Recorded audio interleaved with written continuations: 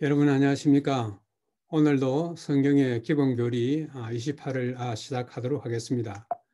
오늘은 기본교리 28 가운데서 1번 신론의 마지막인 제5번 성령 하나님에 대해서 공부하도록 하겠습니다. 두 번에 걸쳐서 성령 하나님에 대해서 우리가 연구하도록 하겠습니다. 오늘은 그 첫 시간으로서 성령의 신격, 곧 성령도 성부, 성자 하나님처럼 동등한 하나님이심을 성경을 통하여서 확인하도록 하겠습니다. 그 말씀을 연구하면서 두 가지의 질문을 여기에 던지겠습니다. 첫째, 성령은 어떤 능력에 불과한가? 두 번째는 성령이 우리의 도구가 될 수 있는가 하는 것입니다. 일반적으로 성령에 대해서 어떻게 생각해 왔는지를 살피는 이 시간이 되었으면 좋겠습니다. 성령의 신격에 대해서 한번 생각해 보겠는데, 신격이라는 것은 성령께서도 성부 하나님과 성자 하나님과 마찬가지로 동등한 하나님이시라는 사실을 표현할 때 성령의 신격이라고 이렇게 말하고 있습니다. 그러면 성령의 신격 제1번은 무엇인지를 한번 생각해 보도록 하겠습니다. 성령은 창조주 하나님이십니다. 이것을 우리가 알기 위해서 창세기 1장 1절 2절로 가겠습니다. 우리가 지난 시간에 공부한 내용이 납니다마는 태초에 하나님이 천지를 창조하시니라. 하나님의 영 혹은 하나님의 신은 수면 위에 운행하시니라. 여기에 1절에서 태초에 하나님이 하는 이 말은 원문상으로 하나님들이라는 것은 이미 우리가 공부했습니다. 그 가운데 성자 하나님이신 예수 그리스도께서도 천지 창조에 관여하셨다는 사실을 우리는 지난 시간에 살펴보았습니다. 오늘은 성령 하나님의 천지 창조 관여에 대해서 특별히 2절을 한번 살펴보겠습니다. 하나님의 신은 수면 위에 운행하시니라. 하나님의 신은 수면 위에 운행하시니라. 이 운행하다는 말로 번역된 히브리어 여기에 나오는 이 라하프. 이 라하프는 왼쪽 사진이 보여주는 것처럼 이것은 닭 혹은 새가 알을 품고 있는 형상입니다. 새 생명을 잉태하기 위한 준비인 것입니다. 마찬가지로 하나님의 신은 수면 위에 운행하시니라 하는 이 말은 성령께서 지구의 탄생을 준비하고 있다는 하나의 형국을 여기서 표현하고 있습니다. 다음에는 욥기 33장 4절에서 이 말씀을 한번 생각해 보도록 하겠습니다. 하나님의 성령이 나를 만드셨고 전능하신 분의 숨결이 나에게 생명을 주셨다. 현대인의 성경입니다. 하나님의 성령이 나를 만드셨고, 이 욥기도 창세기처럼 하나님의 성령이 창조에 관여하신 사실을 이야기하고 있습니다. 욥기의 저자와 연대에 대해서는 많은 견해들이 있으나 전통적으로 모세 오경과 같은 시기이거나 그 이전에 기록되었을 것으로 생각하고 있습니다. 전성에 의할 것 같으면은 이 욥기의 저자도 모세로 그렇게 생각하고 있습니다. 그런 점에서 욥기와 창세기의 창조 이야기는 일맥상통한다고 볼 수가 있습니다. 자, 거기에 대해서 이 시편 기자는 이 104편 30절에 이렇게 이야기하고 있습니다. 주의 영을 보내어 그들을 창조하셨다. 주의 영을 보내어 그들을 창조하셨다. 여기에서는 성령을 통하여 그 전후 문맥을 보면은 모든 피조물들이 주의 영에 의해서 창조되었다고 하는 것을 여기서 이야기해 주고 있습니다.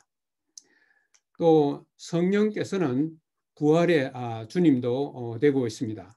여기에 로마서 8장 11절에 이런 말씀이 있습니다.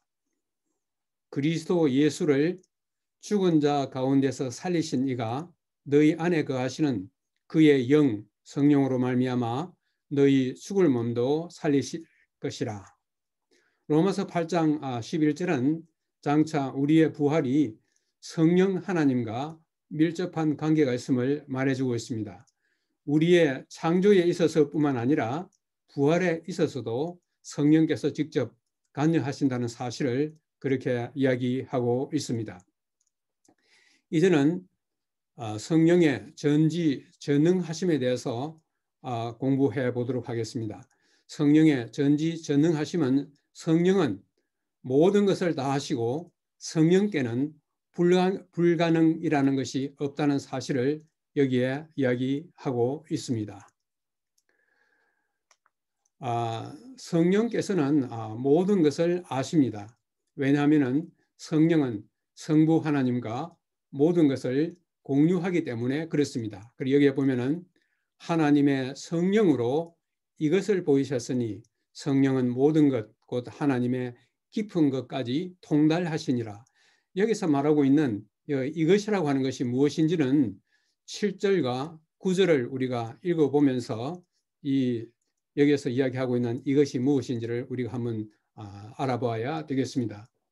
7절에서는 은밀한 가운데 있는 하나님의 지혜, 곧 감추어져 있던 것, 만세전에 미리 정해져 있던 것, 그리고 9절에는 하나님이 자기를 사랑하는 자들을 위하여 예비하신 모든 것은 눈으로 보지 못하고 귀로 듣지 못하고 사람의 마음으로 생각지도 못한 것이라고 하였는데, 그러나 하나님의 성령이 조금 전에 말했던 감추어졌던 것, 그 다음에 우리의 사람의 마음으로는 생각할 수 없었던 이것을 보이셨다고 그랬습니다. 왜냐하면 성령은 모든 것, 곧 하나님의 깊은 것까지 통달하신다고 말씀하고 있습니다.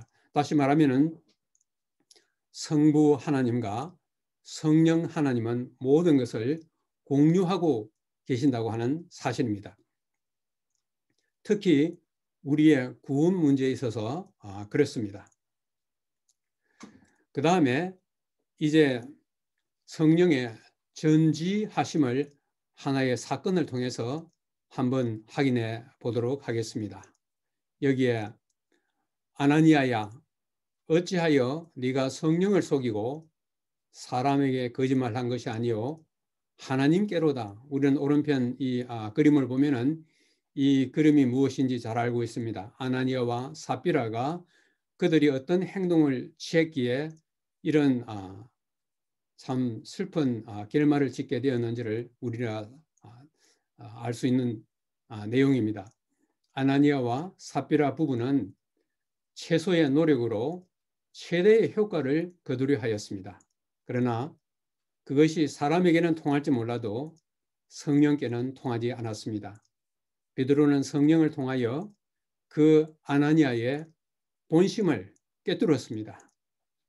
결국은 우리는 이것을 통하여서 손바닥으로 하늘을 갈 수 없다는 그 하나의 진리를 우리가 배우게 되는 것입니다.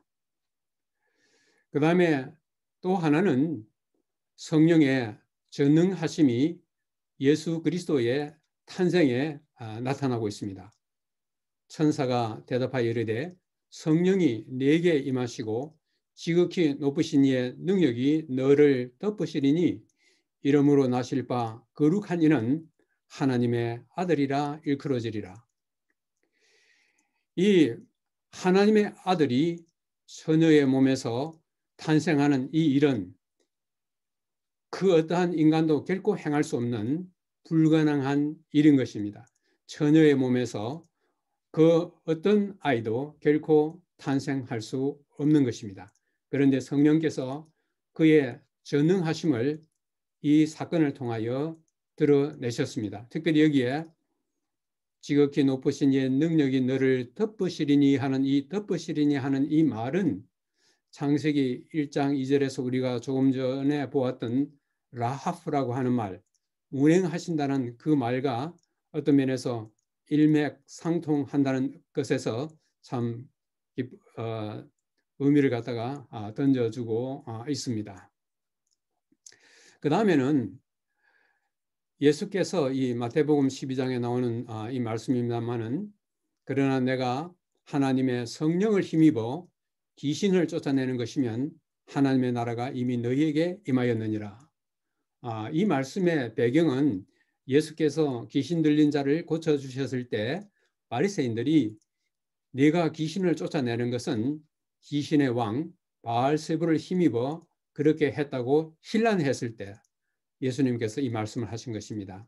내가 하나님의 성령을 힘입어 귀신을 쫓아내는 것을 너희가 이것을 인정하고 믿고 받아들이면 너희들의 마음속에는 이미 하나님의 나라가 건설되었다고 그렇게 이야기를 하고 있습니다. 그 다음에 성령의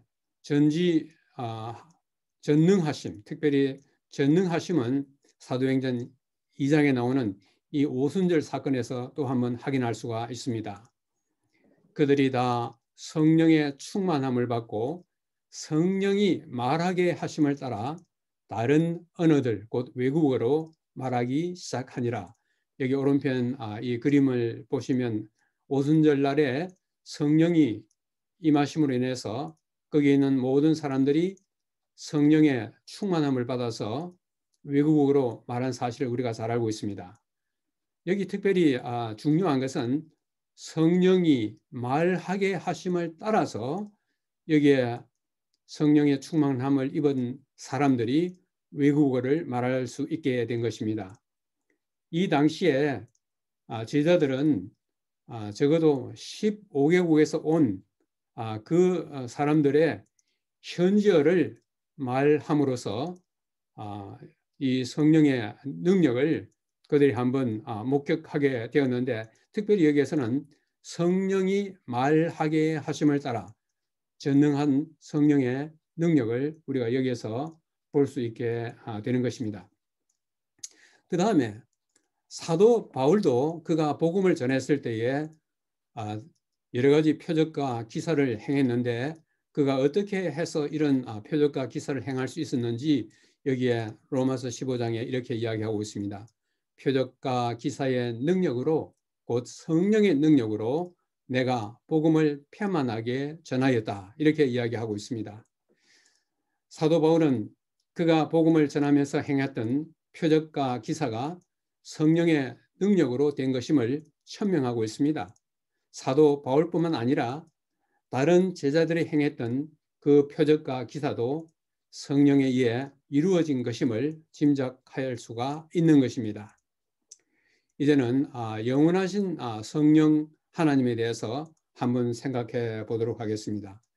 여기 히브리서 9장은 예수님께서 십자가에서 흘리신 피를 언급하면서 그것은 영원하신 성령에 의해서 된 것이라고 말하고 있습니다.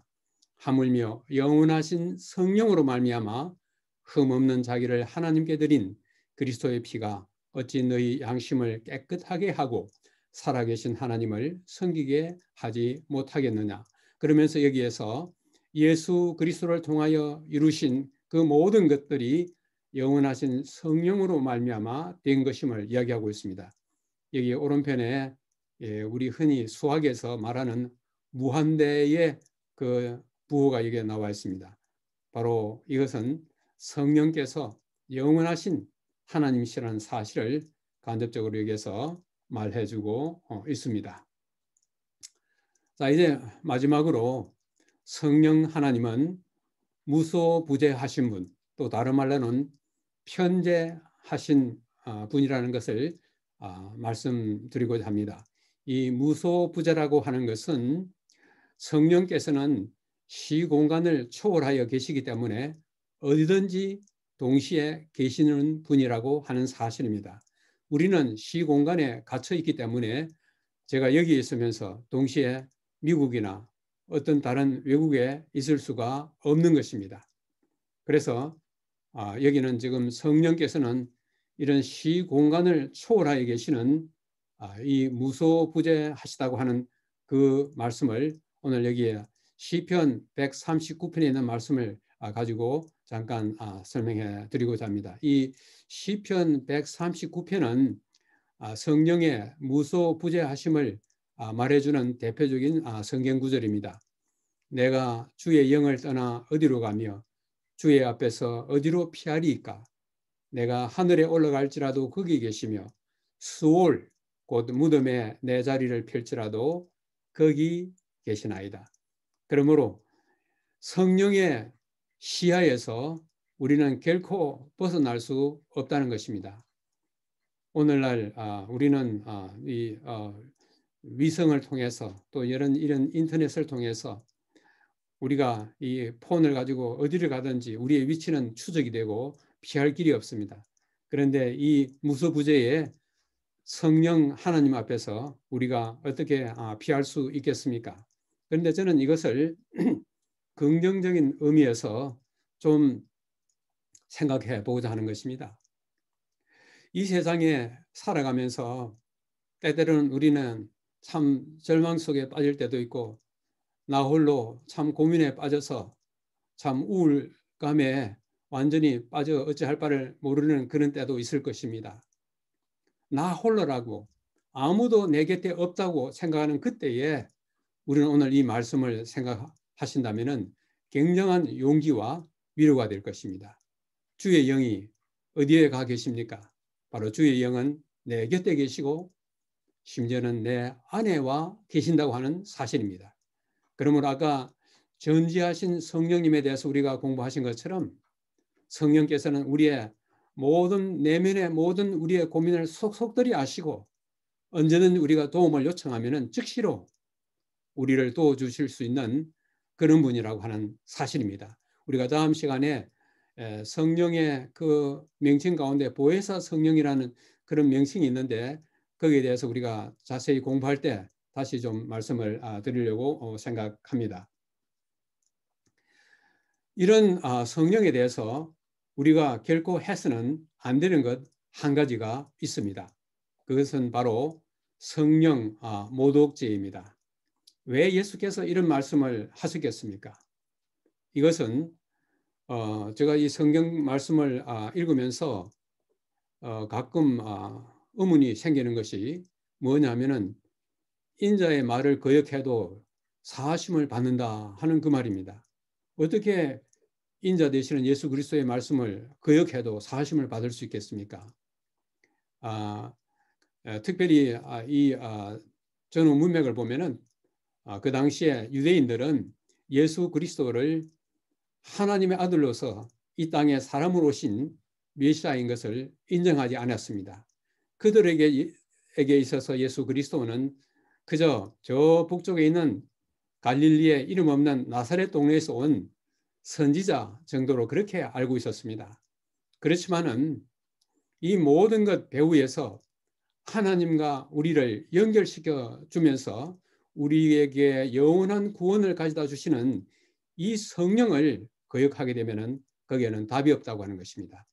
또 누구든지 말로 인자를 거역하면 사하심을 얻되 누구든지 말로 성령을 거역하면 이 세상과 오는 세상에서도 사하심을 얻지 못하리라.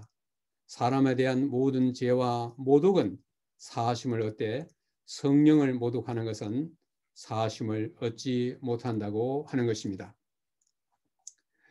왜냐하면 성령은 우리의 최후의 보루가 되는 것입니다.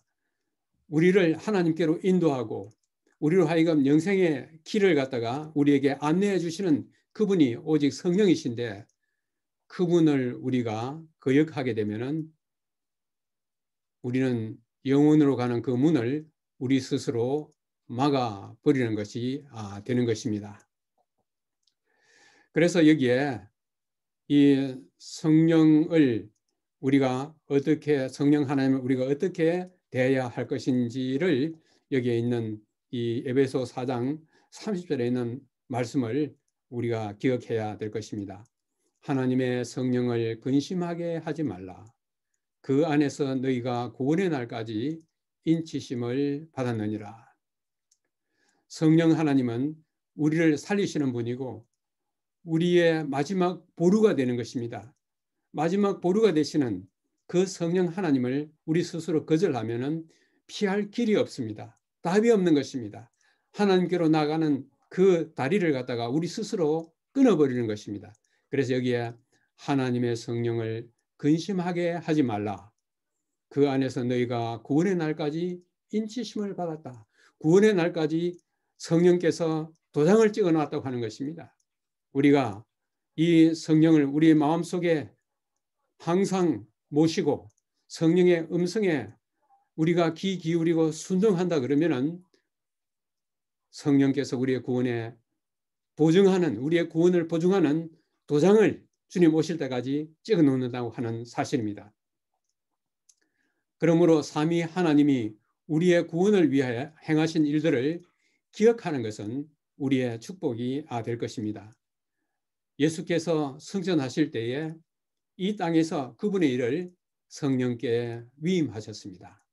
성령 하나님과 밀접한 교제를 나누심으로 힘찬 한 주가 되시기를 바라면서 오늘의 연구를 마치도록 하겠습니다. 감사합니다.